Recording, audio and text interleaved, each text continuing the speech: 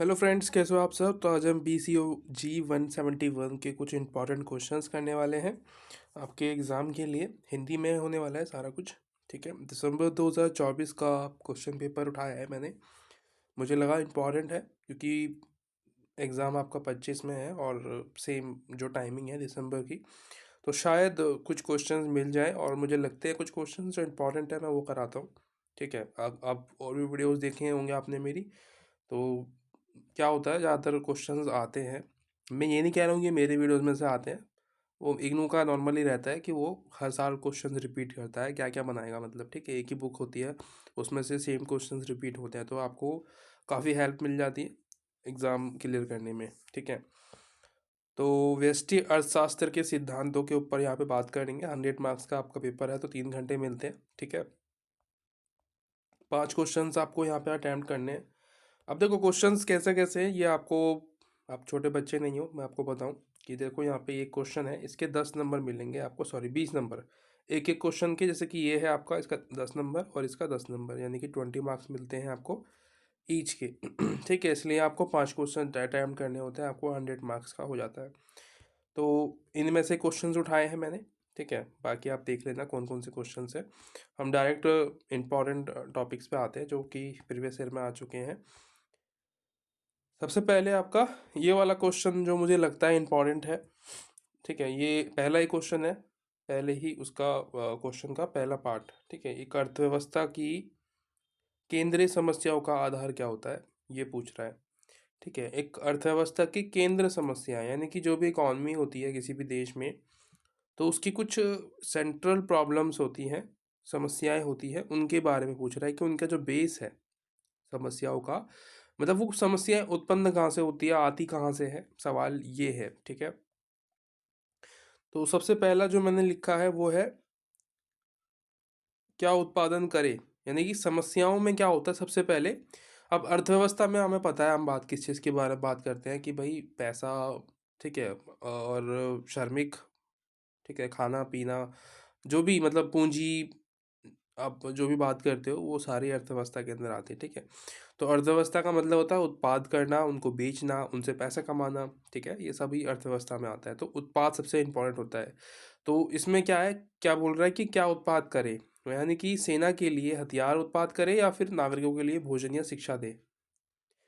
कोई भी देश, किसी किसी भी देश को देख लो आप, तो जैसे कि कोई गरीब देश अगर मान के चलें, तो उनके सामने ना समस्या रहती है काफ़ी सारी, कि वो अपने पड़ोसियों से बचा के रखे अपने आप को, या अपने देश के अंदर जो लोग हैं उनकी जो भुखमरी है, उनकी जो एजुकेशन है उस पर ध्यान दे। तो दो सवाल यहाँ पे आते हैं उनके सामने। ठीक है, तो ये उसी के ऊपर जो है यहाँ पे आपको याद रखना है कि उत्पाद क्या करना है, ये भी बहुत ज़रूरी होता है कि पहले तो एक चीज़ देखनी होती है आपको कि देश में जो लोग हैं उनका पेट भर रहा है, उनकी उनको एजुकेशन मिल रही है, तब जाके तो आप मतलब सेना पे और बाकी सब चीज़ों पे पैसा इन्वेस्ट करेंगे ना। मतलब देखो, अब आपके पास मान के चलो 100 रुपये है। ठीक है, 100 रुपये में आपको पता है आपको कहीं जाना भी है, और उसी सौ सौ 100 रुपये में आपको खाना वगैरह भी खाना है। तो आप क्या करेंगे, डिवाइड करेंगे कि भाई मैं इतना कुछ बचाऊंगा, यानी कि तो आप कुछ पब्लिक ट्रांसपोर्ट इस्तेमाल करेंगे। कहने के लिए आप बस यूज़ कर सकते हैं जाने के लिए, तो बस में कम खर्चा लगेगा आपका। ठीक है, आप कहीं पे भी जाओगे आराम से, कम पैसों में आप चले जाओगे। जितने पैसे बचेंगे उसका आप खाना खा सकते हो। तो ये मतलब पैसों का एक तरीके से शुद्ध उपयोग हम इसको बोल सकते हैं, कि सही तरीके से उस मनी का इस्तेमाल करना। तो गरीब देशों के लिए बहुत ज़्यादा प्रॉब्लम हो जाती है, क्योंकि उनको कम बजट में ज़्यादा काम करना है। ठीक है, अब जो बात करें अमीर देशों की, अमेरिका है, चाइना है, ठीक है, यूरोपियन कंट्रीज़ हैं, तो उनके पास काफ़ी पैसा है, तो वो हर जगह बहुत अच्छा मतलब इन्वेस्ट कर पाते हैं, अपनी आर्मी को भी पैसा दे पाते हैं। ठीक है, अपनी मतलब सुरक्षा के लिए भी काम कर पाते हैं, अपने लोगों के लिए। राशन की बात की जाए, खाना, अच्छी क्वालिटी का खाना, और बात करें ट्रांसपोर्टेशन, ठीक है, उनकी एजुकेशन की, तो वो भी बहुत अच्छा दे पाते हैं। ठीक है, कस्टमर गुड्स की बात कर रहे हैं हम यहाँ पे। ठीक है, एग्जांपल मैंने आपको बता दिया है, यानी कि जो भी देखो मूलभूत सुविधाएं तो किसी भी देश में आज मैंडेटरी है। ठीक है, इंपॉर्टेंट है। अगर वो नहीं है तो वहाँ के लोग जो है यलगार कर सकते हैं, मतलब प्रोटेस्ट कर सकते हैं, कहने का मतलब। ठीक है, यलगार का मतलब, क्योंकि यलगार अभी आपने शब्द सुना होगा काफ़ी पहले। एक यूट्यूबर ने गाना बनाया था यलगार के ऊपर।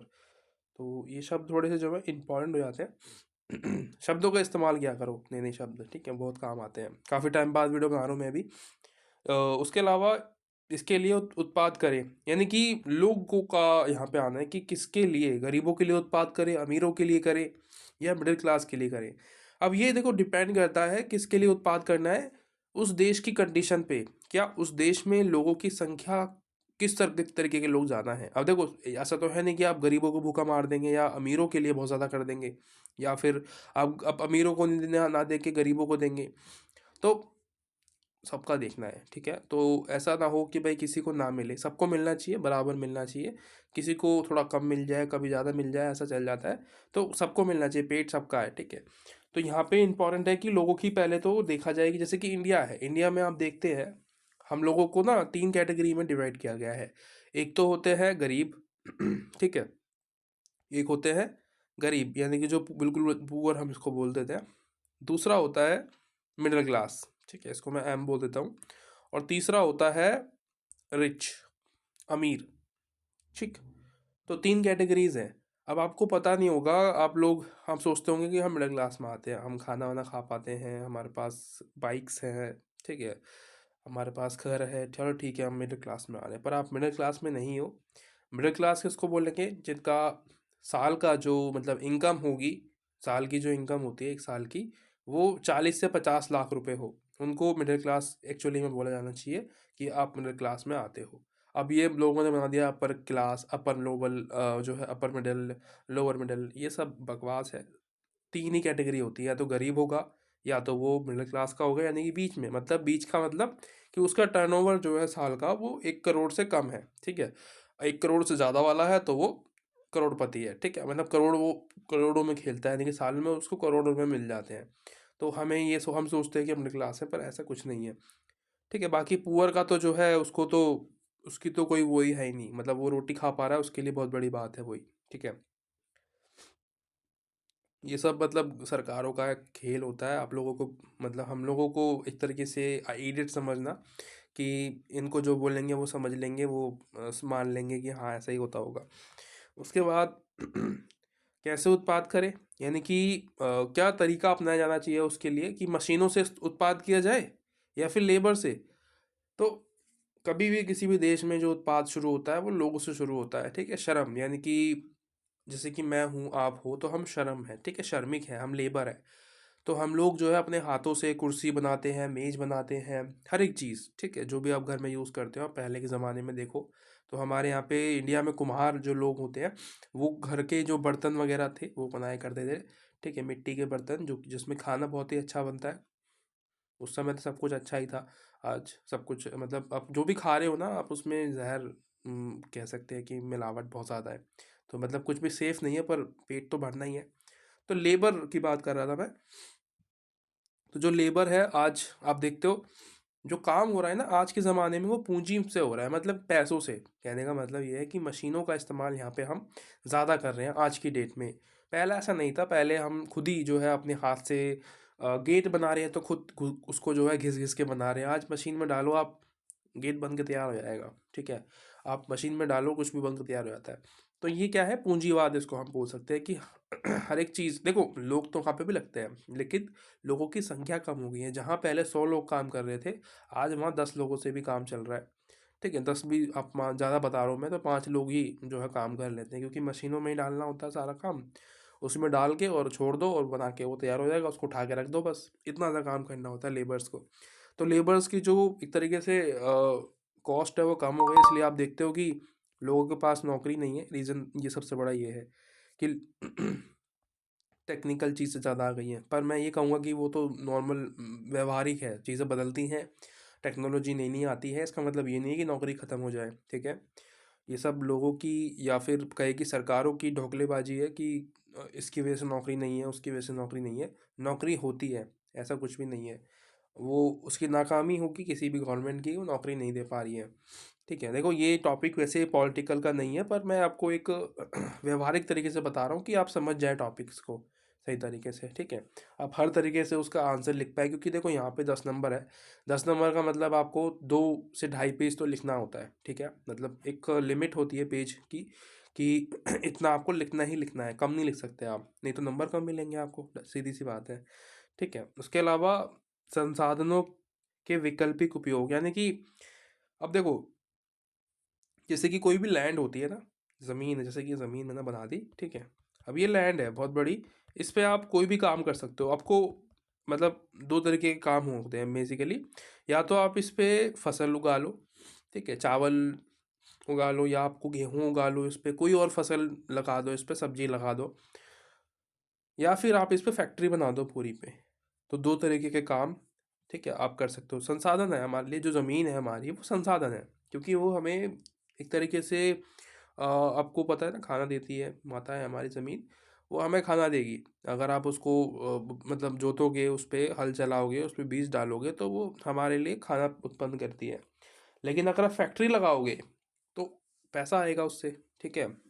खाना, देखो फैक्ट्री एक अलग चीज़ है, एक अलग कॉन्सेप्ट है, और वो जो गेहूँ है वो एक अलग कॉन्सेप्ट है। कैसे?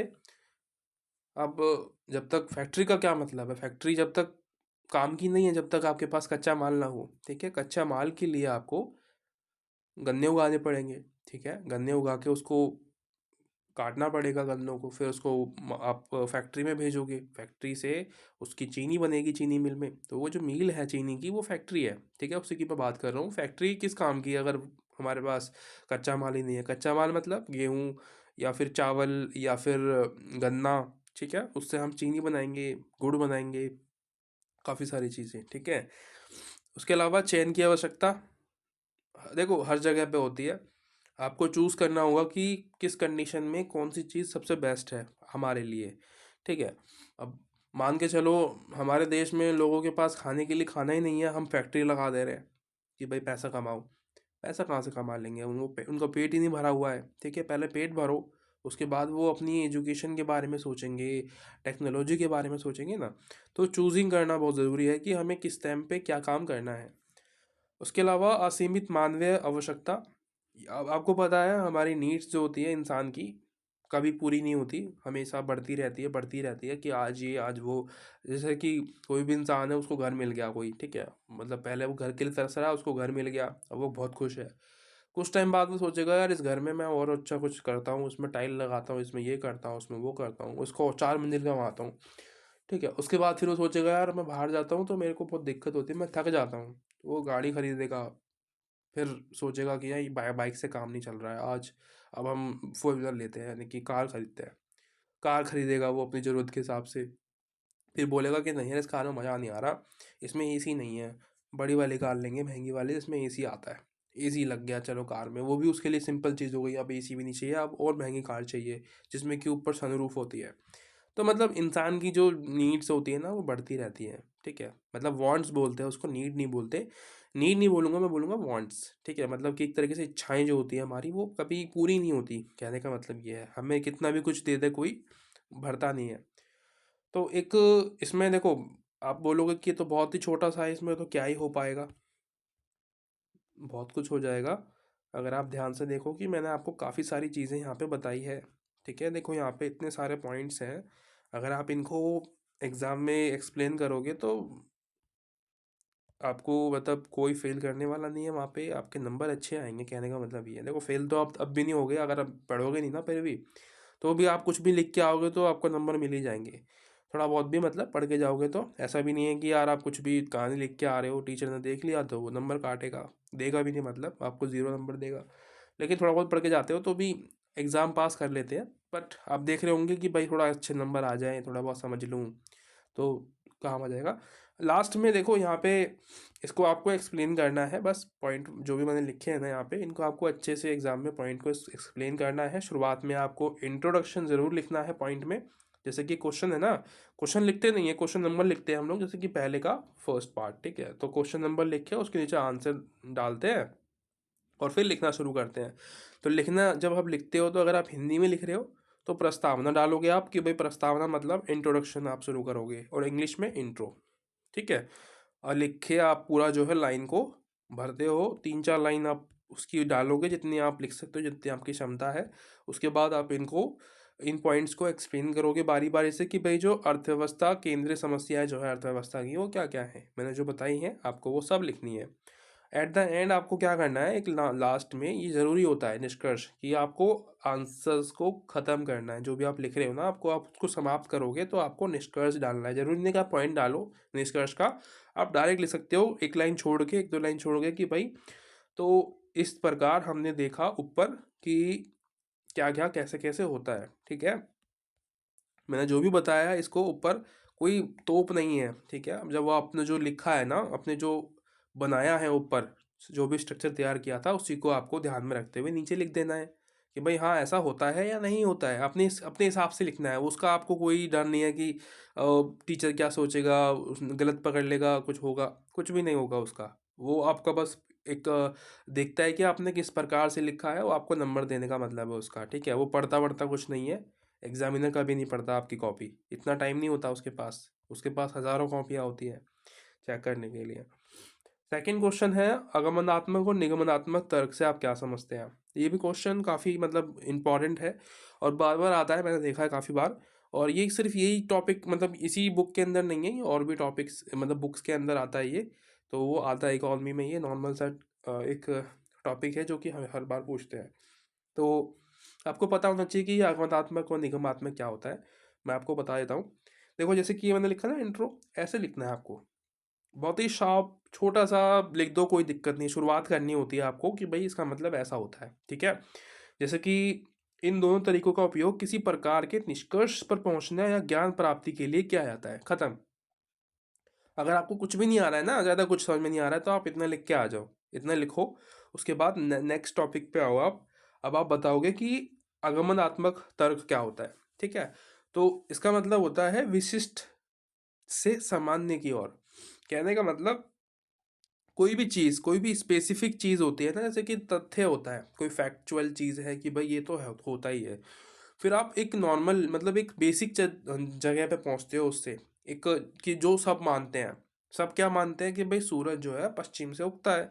सब सभी मानते हैं, सबने देखा है, हाँ भाई ये तो फैक्ट है, ये तो होता ही है। और सबने जग जाहिर है, सभी मानते हैं कि ऐसा होता ही है ना। अब जैसे कि कुछ लोग बोलते हैं कि मैंने भूत देखा है, तो सभी मान लेते हैं कि हाँ हाँ होगा, शायद भूत होना चाहिए, होता है, भगवान होते तो भूत भी होगा। तो ये क्या है, ये एक आगमनात्मक तर्क होता है कि भाई एक मानता है तो सभी मानते हैं, है ना। अब कभी कभी क्या होता है, अब हम बोलते हैं कि सभी जो भी हंस होते हैं वो सफ़ेद होते हैं। ठीक है, मैंने मतलब तीन चार हंसों को देखा और मैंने ये बोल दिया कि सभी हंस सफ़ेद होंगे, सफ़ेद सफ़ेद होने चाहिए, क्योंकि भाई ये तो सफ़ेद है। अब ऐसे थोड़ी ना, क्यों बाकी सारे हंस और काले होंगे। तो मैं ये बोलूँगा कि सभी हंस सफ़ेद होते हैं। तो ये क्या हो गया, एक आगमनात्मक तर्क हो गया कि भाई मैंने एक एक दो को देख के मैंने बोलते सभी एक जैसे हैं। जैसे लड़कियां नहीं बोलती कि सारे लड़के एक जैसे होते हैं, ऐसे ही लड़के भी बोलते हैं कि सारी लड़की एक जैसे होती है। तो उन्होंने दो तीन लोगों को ट्राई किया और उनको लगा कि ये ऐसे, तो बाकी सभी लोग ऐसे ही होंगे। तो ऐसा मतलब इसको बोलते हैं आगमनात्मक तर्क। समझने की कोशिश करो, कमेंट में आके फालतू के फैक्ट मत डालना कि ऐसा वैसा। एग्जाम्पल दे रहा हूँ मैं आपको, ठीक है, ताकि आप आसानी से समझ जाएं। लड़ाई की बात नहीं है इसमें। ठीक है, और यहाँ पे क्या है, प्रोबेबिलिटी पे जो है हम फोकस करते हैं कि ऐसा होना चाहिए, ये ही होता है। ऐसा मतलब जो निश्चित ना हो। ठीक है, मतलब परमानेंट ना हो कि यही है। ऐसा मान ले कि भाई ऐसा ही होता है, मतलब हाँ उसने बोल दिया तो ऐसे ही होता होगा, सभी लड़कियां एक जैसी होती होंगी, सभी लड़के एक जैसे होते होंगे। तो ऐसा कुछ, ठीक है, ये एग्जाम्पल लिया है मैंने ताकि आप समझ जाएं। ये शब्द हम बहुत ज़्यादा यूज़ करते हैं ना नॉर्मली। निष्कर्ष केवल संभावित रूप से सत्य होता है, ना कि तार्किक। ठीक है, यानी कि आप ये बोलोगे कि ये सत्य है, हो सकता है, ठीक है, पर ये तार्किक नहीं है, यानी कि फैक्चुअल नहीं है कि ऐसा आप कह दो सभी के लिए कि सभी जैसे होते होंगे, पांचों के लिए बराबर नहीं होती। ठीक है, तो ऐसा। ठीक है, उसके बाद दूसरा आता है विशिष्ट प्रेक्षण और सामान्य निष्कर्ष। कहने का मतलब, मैंने जो आपको एग्जांपल दिया ना हंस वाला, वो यही इसको बताता है। ठीक है, निष्कर्ष इसमें जो निकलता है ना, कौन सा है ये, आगमनात्मक जो रिजल्ट निकल के आता है वो ऐसा बोलता है कि सभी एक जैसे होंगे। अगर मैंने एक चीज़ को, दो चीज़ को देख लिया, दो कुछ लोगों को देख लिया ट्राई करके, तो मुझे लगेगा कि सभी लोग ऐसे ही होते होंगे, सभी लोग बुरे होते होंगे, सभी लोग अच्छे होते होंगे।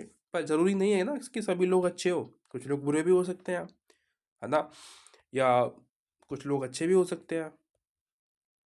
तो इसको बोलते हैं निष्कर्ष। मतलब यहाँ पे जो निष्कर्ष निकलता है वो सत्य तो होता है लेकिन फैक्चुअल नहीं है। ऐसा क्योंकि फैक्चुअल क्यों नहीं है, क्योंकि हमने सभी को ट्राई नहीं किया है। हमने बस कुछ 4-5 लोगों को ट्राई किया और हमने बोल दिया कि ये ऐसे हैं तो बाकी सब ऐसे ही होंगे। अब होता नहीं है जैसे कि फैमिली में किसी को बोलते हैं कि ये तो बहुत ही बच्चा बदतमीज़ है, इसके फैमिली में भी सभी ऐसे ही होंगे। ज़रूरी थोड़ा नहीं है कि भाई उसकी फैमिली में सभी ऐसे होंगे। अगर एक बच्चा गलत निकल गया है, हाथ से निकल गया है, बदतमीज़ है, गाली गलौज करता है, तो उसके घर में सभी ऐसे हो। तो इसको बोलते हैं अगमनात्मक। ठीक है, समझ गए होंगे। काफ़ी लंबा लेक्चर हो गया यार, पता नहीं देखोगे भी कि नहीं। सेकंड आता है निगमनात्मक तर्क, यानी कि सामान्य से विशिष्ट की ओर। वो कैसा था, उसमें था हम विशिष्ट से सामान्य की ओर जा रहे थे, यानी कि हम कुछ स्पेसिफिक चीज़ को लेके, यानी कि कुछ स्पेसिफिक लोगों को पकड़ के, कि भाई 3-4 लोगों को पकड़ लिया और फिर हम बोल रहे हैं कि सभी एक जैसे हैं। ठीक है, लेकिन यहाँ पे हम क्या बोलते हैं, यहाँ पे हम बहुत सारे लोगों को लेते हैं और एक स्पेसिफिक 3-4 लोगों का निकालते हैं कि ये भी ऐसे होंगे। ठीक है, इनका ऐसा होना लाजमी है कि भाई पूरी फैमिली जो है बड़ी बड़ी फ्रेंडली है, तो इसका मतलब कि ये लड़का भी थोड़ा बहुत फ्रेंडली होना चाहिए। इसका मतलब ये होगा। ठीक है, समझ गए। तो जनरल से स्पेसिफिक की तरफ जाते हैं यहाँ पे हम, उसमें उल्टा हो रहा है। ठीक है, उसमें हम इस स्पेसिफिक से जनरल की ओर जा रहे थे, इसमें हम जनरल से, यानी कि हम पूरी फैमिली को ले रहे हैं या पूरे समाज को ले रहे हैं कि भाई इस पूरे समाज में जाति प्रथा फैली हुई है। ठीक है, तो मतलब इस व्यक्ति के अंदर भी थोड़ी बहुत होगी, तो हम ऐसा बोलने की कोशिश कर रहे हैं। ठीक है, कि भाई इस पूरे फैमिली में या इस पूरे समाज में लड़कियों को अच्छा दर्जा नहीं मिल रहा है, उनको मतलब एक तरीके से गलत तरीके से ट्रीट करा जाता है, तो इस व्यक्ति का भी ऐसा ही कुछ, एक तरीके से इसकी भी कुछ मान्यताएं ऐसी होंगी, इसकी भी सोच कुछ इस प्रकार की होगी। इसमें हम फैक्चुअल चीज़ों को ज़्यादा जो है फोकस करते हैं कि भाई इसमें क्या है कि सत्य शायद ना हो रियलिटी में, लेकिन फैक्चुअली सच है। फैक्चुअली मतलब कि हमने सिद्ध किया है कि भाई ये ऐसा हो सकता है, क्योंकि बहुत सारे लोग जो है एक जैसे हैं, तो ये भी ऐसे ही होंगे। ठीक है, आप इसको थोड़ा बहुत पढ़ लेते हैं पहले। ये तार्किक आवश्यकता पर आधारित है, यानी कि फैक्चुअल है। हम ऐसा नहीं है कि हम किसी की मनगढ़ंत कहानियों को रट के बोल रहे हैं कि यार ऐसा मतलब भूत देखा है तो सब, मतलब सब एक व्यक्ति ने भूत देख लिया सब बोल रहे हैं कि हाँ होता होगा भूत, मैंने भी देखा है, मैंने भी देखा है, मन मतलब ऐसे ही बना लिया। लेकिन तार्किक का मतलब क्या होता है कि जिसपे आप क्वेश्चंस कर सको, जिसके आप आंसर्स आपको ढूंढने पड़ते हैं, आपको दिखाना पड़ता है सबूत कि भाई मैंने ये जो बोला है ये ऐसे ही नहीं बोला है, इसके पीछे रीज़न है। ठीक है, उसके बाद जैसे कि हम कोर्ट नहीं जाते हैं, सुप्रीम कोर्ट में या फिर जो कोर्ट्स होते हैं हाई लेवल के, छोटे मोटे कोर्ट्स में भी नॉर्मली आपको देखने को मिलता होगा अगर आप कहीं कभी गए हो। वैसे आप ना भगवान ना करे आपको वो सब ज़्यादा चीज़ों पे मतलब वहाँ पे जाना पड़े, क्योंकि बहुत ही बुरी चीज़ें हैं कोर्ट वगैरह कानून। आपको पता है बहुत ज़्यादा लंबा प्रोसेस होता है, मतलब जो गरीब आदमी है और जो बोले कि शरीफ आदमी है उसके लिए बहुत बेकार चीज़ है। तो तार्किक मतलब होता है, मैंने आपको बता रहा था कि तार्किक का मतलब होता है जैसे कि कोर्ट में हम सबूत पेश नहीं करते कि भाई ये देखो उस टाइम पे फलानी डेट पे फलाने टाइम पे ये व्यक्ति वहाँ पे था, तो हमारे पास इसका सबूत है, इसको बोलते हैं तार्किक। ठीक है, जिस पे आप बहस कर सको। उसके अलावा यहाँ दिए गए आधार सत्य होते हैं और फैक्चुअल है, यानी कि रियल होते हैं, एकदम परफेक्ट होते हैं कि भाई जो मैंने बोला है ये गलत हो ही नहीं सकता। ठीक है, इसलिए निष्कर्ष सत्य यहाँ पे निकल के आता है, इसमें रियलिटी आपको दिखने को मिलती है, आप इस पे विश्वास कर सकते हैं। एक बार को आप शायद आगमनात्मक तर्कों पे विश्वास ना कर पाए, क्योंकि वो मनगढ़ंत होती है, वो लोगों से बनाई जाती है। लेकिन यहाँ पे एक साइंटिफिक तरीका जो है इस्तेमाल होता है निगमनात्मक में कि भाई प्रूफ करके दिखाओ हमको। ठीक है, तो यहाँ पे हम प्रूफ करते हैं साइंटिफिक तरीके से। ठीक है, जैसे शाहरुख ही नहीं है सीआईडी में, तो प्रूफ करता है कि वो व्यक्ति कैसे मरा, तो उसके पास सबूत होते हैं। ऐसा ही नहीं बोलता कि भूत ने मार दिया, उसमें काफ़ी सारे सीरियल आपने देखे होंगे कि वो भूत वाले आते हैं कि भाई भूत ने मार दिया, तो वो बोलता है कि भूत क्या मतलब किसी व्यक्ति को छुरी मारेगा या फिर बंदूक से मारेगा या फिर जहर दे के मारेगा, वो तो डरा के मारेगा। तो कभी कभी क्या होता है डरा के भी मारता है, यानी कि हार्ट हार्ट अटैक देने की कोशिश करता है कि भाई कुछ भयानक देख लिया हो उसने, उससे मर गया वो, लेकिन वो भी उसको भी प्रूफ करता है कि देखो वो भूत को देख के नहीं मरा है, वो उसकी वजह कुछ और है। ठीक है, तो इसको बोलते हैं निगमनात्मक तर्क। ठीक है, यानी कि जिसको आप प्रूफ कर सको, जिसके लिए आपके पास फैक्चुअल इन्फॉर्मेशन हो। ठीक है, सबूत हो कहने का मतलब। एग्जाम्पल के लिए सामान्य नियम, ठीक है, और विशिष्ट तथ्य, निश्चित निष्कर्ष, 3 चीज़ें यहाँ पे आपको देखने को मिलती है। यानी कि सभी वस्तुएं बिजली का संचालन करती है। यानी कि जो भी आप चीज़ देखते हो अपने आसपास में, उन सभी में मतलब आप उन सभी से बिजली बना सकते हो, ठीक है। सेकंड जो है वो एक आता है विशिष्ट तथ्य है, यानी कि तांबा का जो धातु है वो भी जो है बिजली उसमें से आप यूज़ कर सकते हो, क्योंकि तांबे से आप बिजली बना सकते हो या मतलब बहा सकते हो उससे बिजली, इसलिए तांबा बिजली का संचालन करता है। मतलब एक कहने का मतलब यही है कि मैंने बहुत सारी चीज़ों को देखा, उसके बाद मैंने एक बहुत ही एक मिनिमम सा एक चीज़ निकाली कि भाई बिजली जो है वो तांबे से भी हम गुजार सकते हैं। मतलब कि आपने काफ़ी सारे तार देखे होंगे तांबे वाले, जिससे कि बिजली निकल सकती है, ठीक है। वैसे तो अब बहुत सारे एल्यूमिनियम के भी तार आते हैं शायद, जिससे कि बिजली आप निकालते हो मतलब किसी और जगह से कहीं और पहुंचाने में, लेकिन वो इतने कारीगर नहीं है जितने कि तांबे के तार हैं। तो नॉर्मली घर में तो वही यूज़ होते हैं हमारे, ठीक है। तो ये एक एग्जाम्पल मैंने यहाँ पे लिखा था ताकि आप समझ जाएं, ठीक है जी। कुछ और भी हैं, जैसे कि यहाँ पे समझाने की कोशिश की गई थी, मैंने करने की कोशिश की थी ताकि आपको बाद में कभी ज़रूरत ना पड़े इसको समझने की, एक बार में आप समझ जाएं। तो अगमनात्मक और निगमनात्मक, इसको इंडक्टिव बोलते हैं, इसको डिडक्टिव बोलते हैं, ठीक है। डिडक्टिव जैसे कि सबूत वगैरह पेश कर सको जिसके आप, विशिष्ट प्रेक्षण से होता है यहाँ पे, ठीक है। और ये होता है सामान्य से शुरू होता है, मतलब शुरुआत जो होती है इसकी सामान्य से होती है, इसकी कुछ स्पेसिफिक तरीके से आप इसकी शुरुआत करते हो।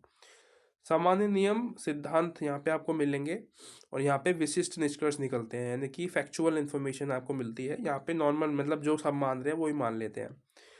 इसकी संभावित होती है, मतलब ये संभावना होती है कि भाई ये सच हो भी सकता है, नहीं भी हो सकता है, लेकिन इसकी निश्चितता होती है कि ये परफेक्टली सच होगा, क्योंकि इस पे बहुत ज़्यादा रिसर्च हुई है, ठीक है। निष्कर्ष गलत हो सकते हैं यहाँ पे इस वाले में, ठीक है, लेकिन यहाँ पे ज़रूरी नहीं है कि गलत भी हो, तो आप क्या पता सही हो।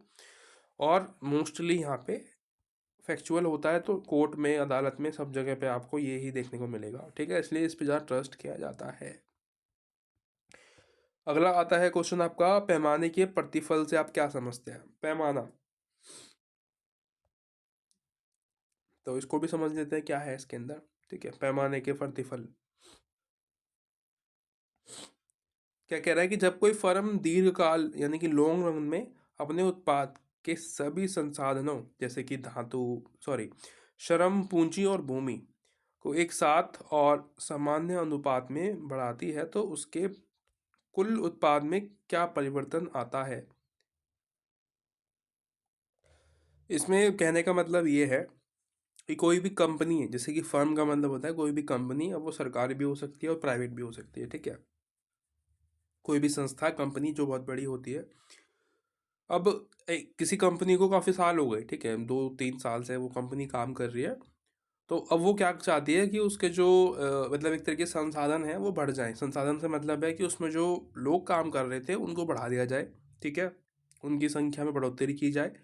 और जो पूंजी है, यानी कि पूंजी से मेरा मतलब है यहाँ पे जो पूंजी का मतलब होता है मैं आपको बता देता हूँ। कंपनी में जो एसेट्स लगे होते हैं, कहने का मतलब जो उसमें मशीनें लगी होती है ना बड़ी बड़ी, उसको हम पूंजी कहते हैं। तो वो जो पूंजी है जिससे कि सामान बन के तैयार होता है, वो लगाया जाए। जैसे कि पसी मशीनें पुरानी हो जाती हैं तो वो ख़राब हो जाती है, बार बार उसको रिपेयरिंग की जरूरत पड़ती है, तो उसको नया बदला जाए। और जो भूमि है, भूमि का मतलब लैंड। अब कोई कंपनी है, अब पहले तो वो यहाँ थी, ठीक है, अब वो यहाँ की मतलब यहाँ पे भी तो यहाँ पे भी रहना चाहते हैं, लेकिन वो चाहते हैं कि एक संस्था वो किसी और जगह पर भी खोल ले, तो इसको बोलेंगे भूमि। यानी कि उसने कहीं और अपने आप को भी शिफ्ट कर लिया, मतलब कि वो उसकी जो शाखाएं हैं वो अब बढ़ती जा रही हैं, कभी यहाँ भी है अब यहाँ भी हो गई। तो उसकी बात यहाँ पे हम करेंगे कि पैमाने का जो प्रतिफल है वो, मतलब पैमाने का प्रतिफल से मतलब है अगर वो अपनी संसाधन को बढ़ा रही है, ठीक है, यानी कि अपने श्रम को बढ़ा रही है, अपने पूंजी को बढ़ा रही है, अपनी भूमि को बढ़ा रही है, तो उससे उस कंपनी में क्या मतलब फ़ायदा होता है, क्या प्रॉफिट होता है और किस हिसाब से प्रॉफिट होता है, वो यहाँ पे हमको देखना होता है, ठीक है। वैसे ये टॉपिक जो है काफ़ी डिफ़िकल्ट सा है, आपको समझने में दिक्कत हो सकती है, क्योंकि अगर आपने पहले कभी नहीं पढ़ा तो दिक्कत होगी, ठीक है। अगर इकोनॉमी आपने पढ़ रखी है तो आपको दिक्कत थोड़ी कम होगी। फिर आपको समझ में आ जाएगा, कोई दिक्कत नहीं है। इसमें क्या होता है, हम लॉन्ग रन का देखते हैं, मतलब बहुत ही लंबे समय से कोई कंपनी काम कर रही है तो उसको जो है यहाँ पे नापा जाता है, यानी कि 1 साल 2 साल ऐसे। ऐसा नहीं होगा कि एक महीने में हम नाप रहे हैं कि उसका कितना फ़ायदा हुआ, नहीं, सालों में यहाँ पे जो है कैलकुलेशन होती है। तो प्रकार यहाँ पे हम बात करते हैं इसमें प्रकारों की। इसमें देखो थोड़ा सा समझने की कोशिश करनी पड़ेगी आपको कि बढ़ता प्रतिफल, स्थिर प्रतिफल और एक घटता प्रतिफल, यहाँ पे 3 तरीके की चीज़ें होती हैं, ठीक है। और इनको मापने का तरीका अलग अलग होता है, इनके सिंबल्स अलग अलग होते हैं, आपको एग्जाम में भी वो लिखने पड़ेंगे शायद, ठीक है। अगर आता है क्वेश्चन तो आपको उनको दिखाना पड़ेगा कि आपको आते हैं। तो आप समझ लो पहले ये प्रकार है, ठीक है, मैंने तो आपको बताए हैं ना, सारे तीनों प्रकार हैं, 3 प्रकार होते हैं इसके। सबसे पहला इसमें आप क्या बताएंगे, संसाधनों में वृद्धि कैसे होती है, तो इसमें X% से जो है वृद्धि होती है बढ़ता प्रतिफल में, ठीक है। इसमें सबसे पहला जो बढ़ता प्रतिफल होता है, इसको हम यहाँ पे देखो आप, मैंने यहाँ पे लिखा हुआ है इसका, सबसे पहले वाले को बोलते हैं IRS, यानी कि ये 15% जो है आपको देखने को मिलता है। इसमें जो वृद्धि होती है ना, जो ग्रोथ होती है, ये 15% की होती है, ठीक है। और जो दूसरा वाला है, ये वाला स्थिर प्रतिफल, इसमें जो है जो वृद्धि होती है ना, वो आपकी होती है 10% की, इसको हम बोलते हैं CRS, ठीक है। एक होता है IRS, एक होता है CRS, और जो लास्ट वाला है इसको घटता प्रतिफल बोलते हैं, इसको बोलते हैं DRS। एक उसमें क्रिकेट में नहीं होता DRS, तो वही धोनी रिव्यू सिस्टम। तो ये 5% होता है, ये आपको याद रहेगा लास्ट वाला शायद। तो ये 5% होता है, यानी कि 5% का मतलब क्या होगा यहाँ पे, कि जो फर्म, जो भी फर्म है, जो भी कंपनी है, वो उसके जो श्रमिक जो उसमें काम कर रहे हैं वो अकुशल है। क्यों? क्योंकि ग्रोथ ही नहीं हो रही। ग्रोथ नहीं होगी तो क्या होगा, कंपनी में एसेट्स इस्तेमाल नहीं होंगे, नई नई चीज़ें नहीं आएंगी, टेक्नोलॉजी नहीं होगी उसके अंदर, ठीक है। कंपनी कोई भी रिस्क नहीं लेगी, कहने का मतलब कि कोई भी एसेट्स, यानी कि कंपनी में जो मशीनें इस्तेमाल होनी चाहिए नई नई क्वालिटी की, वो नहीं होंगी। तो इससे क्या होगा, जो श्रमिक जो उसमें काम कर रहे हैं उनको पुरानी मशीनों पर ही काम करना पड़ेगा, जिससे कि उनमें जो स्किल्स है वो डेवलप ही नहीं होंगी आने वाले टाइम के लिए, ठीक है। जो सेकंड वाला था, बीच वाला, इसमें क्या होता है, इसमें कुशलता में जो बदलाव होता है वो बहुत ही स्थिर होता है, या तो बहुत ही कम होगा या तो होगा ही नहीं, मतलब बहुत ही लो क्वालिटी का होगा या तो होगा ही नहीं। दूसरे वाले में, बीच वाले में, तीसरे में तो होता ही नहीं है, कतई भी नहीं होगा, मतलब भूल जाओ आप, कोई दक्षता ही नहीं होगी। लेकिन सेकंड वाले में जो बीच वाला है, इसमें थोड़ा बहुत हो सकता है, पॉसिबिलिटीज़ है, क्योंकि 10% की ग्रोथ हो रही है, लेकिन उसमें भी कंपनी रिस्क नहीं लेती है, ठीक है। कुशलता बरकरार रहती है एक ही स्थान पे। यहाँ पे तो नीचे जाएगी क्योंकि पुरानी चीज़ें हो गई हैं। यहाँ पे वो कंपनी जो है वो उसी स्तर पे रखेगी, यानी कि जैसे कि आज जिसकी ज़रूरत है ना, तो उन मशीनों को खरीद लिया, काम चलाया, 10 साल उनसे काम लिया और बेच दी, ठीक है। और फिर नया खरीदा, तो वो जो कंपनी जो नया सामान खरीदती है वो पहले से ही पुराना हो चुका होता है, तो जो श्रमिक जो काम कर रहे हैं कंपनी में, वो नए नए सामानों से नहीं परिचित हो पाएंगे, नई नई टेक्नोलॉजी को इस्तेमाल नहीं कर पाएंगे, ठीक है। आज आपको पता है कि कोई भी कंपनी, आप मोबाइल फ़ोन भी खरीदते हैं ना, हर रोज़ कुछ ना कुछ अपडेट आते रहते हैं। हर एक फ़ोन, जो भी आप रेगुलर फ़ोन आते हैं आजकल, उनमें कुछ ना कुछ अपडेट डेली आते हैं। तो अगर आप अपडेट नहीं रहते हो, अगर आप कुछ नई नई चीज़ें यूज़ नहीं करते हो, तो वो फिर बेकार है, ठीक है। सबसे पहला जो नंबर पे था, जो इसमें 15% की वृद्धि हो रही थी, उसमें फर्म जो है कुशल बनने की कोशिश करती है, यानी कि कंपनी के जो ऑनर्स होते हैं ना, उस पर 10% का इन्वेस्ट कर पाते हैं, बाकी 5% वो अपनी जेब में रख लेते हैं, ठीक है। यानी कि जो प्रॉफिट हुआ है 5% उनकी जेब में रख लेते हैं, बाकी 10% का वो रिस्क लेके नए नए मशीनों का इस्तेमाल करेंगे अपने प्रोडक्ट्स को बनाने के लिए, ठीक है। इसका मतलब ये है। देखो आसान भाषा में तो यही है, बाकी आप कुछ भी समझ लो, वो आपकी मर्जी है। मैं तो ऐसे समझा सकता हूँ इसको। ये क्यों महत्वपूर्ण है, तो IRS के दौरान फर्म को अपना आकार बढ़ाना चाहिए, क्योंकि यूनिट्स लागत कम हो रही है। कहने का मतलब, जब ये जो जैसे कि 10% मैंने आपको बताया ना, कि जो जो बढ़ती 15%, इस समय में 15% की जब ग्रोथ हो रही होती है ना, तो किसी भी कंपनी को अपने एसेट्स को बढ़ाना चाहिए, अपने एम्प्लॉयज़ को बढ़ाना चाहिए उसमें, ठीक है, उनके अंदर नई नई स्किल्स डेवलप करनी चाहिए, उनको सिखाना चाहिए, नई नई मशीनों का इस्तेमाल करना चाहिए, नई नई टेक्नोलॉजी को यूज़ करना चाहिए, ताकि आगे ग्रोथ हो उनकी, ठीक है, लोग उनसे कांटेक्ट में रहे, उनसे खरीदे सामान। पुरानी हो जाएगी तो क्यों खरीदेगा कोई, ठीक है। और दूसरा है, बात करें DRS, इस समय इसके दौरान फर्म को अपना आकार ना ही तो मतलब कुछ भी, मतलब कोई भी चेंजेस नहीं करने चाहिए उसमें। अगर वो करती है तो उसको लॉस ही होगा, ठीक है, क्योंकि बजट ही नहीं होगा उसके पास इतना मतलब इन्वेस्ट करने के, क्योंकि 5% में क्या ही होगा, ठीक है, कुछ भी नहीं होता है। एटलीस्ट 10% का प्रॉफिट जो होता है ना, मतलब बाकी को जो रखती है कंपनी अपने पास, ताकि बुरे समय में वो उसके काम आए। तो ऐसा आपको समझ के चलना है, ठीक है। ऐसे तो कॉन्सेप्ट थोड़ा मुश्किल है, मुझे पता है, पर समझने की कोशिश करना, वीडियो को एक बार और देख लेना इसकी दोबारा से, मतलब रिवाइंड करके। एक और क्वेश्चन है इसमें, बाजार का अर्थ पूछ रहा था इसमें, और बाजार ढांचे की पहचान से संबंधित लक्षणों की विस्तार से समझाइए। तो यानी कि जो मार्केट स्ट्रक्चर होता है उसमें जो एक तरीके से लक्षण होते हैं कि उसका जो बनावट है, उसके लक्षण क्या होंगे, वो आपको पूछ रहा है। सबसे पहले तो आपको पता होना चाहिए कि बाजार का मतलब क्या होता है। मैंने यहाँ पे ना दो प्रकार के मतलब बाजार बता रखे हैं कि होते हैं। देखो, नॉर्मली हम देखते हैं सब्जी मंडी वगैरह, इसको हम बाजार बोलते हैं, ठीक है। सब्जी मंडी हो गई, कपड़े मार्केट हो गई, जो यहाँ पे हम कपड़े खरीदते हैं, ठीक है। तो बहुत सारी मार्केट्स हैं, आपके एरिया में बहुत सारी मार्केट हो सकती हैं, ठीक है। मतलब आजकल तो मार्केट ऐसा है ना कि बाजार लगते हैं रोज़, है ना। जैसे कि हर वीक में मतलब 7 दिन होते हैं, तो 7 दिन से, 7 दिन तो नहीं, 5 दिन से 6 दिन तक जो है, मतलब कुछ कुछ मार्केट्स लगती हैं। मतलब ऐसा होता है, हमारे यहाँ पे मंडे को भी लगती है, ठीक है, और शायद फ्राइडे से पहले थर्सडे को भी लगती है मार्केट। मतलब शनिवार को, सब जगह आप देख लो, सब टाइम पे फ्राइडे को भी लगती है कभी कभी तो, ठीक है। तो काफ़ी सारे जो है वो लगती है। तो ये सामान्य जो है मतलब होता है मंडी का, या फिर मार्केट का बोले तो, सब्जी मंडी, कपड़ा मंडी आप बोलते हो।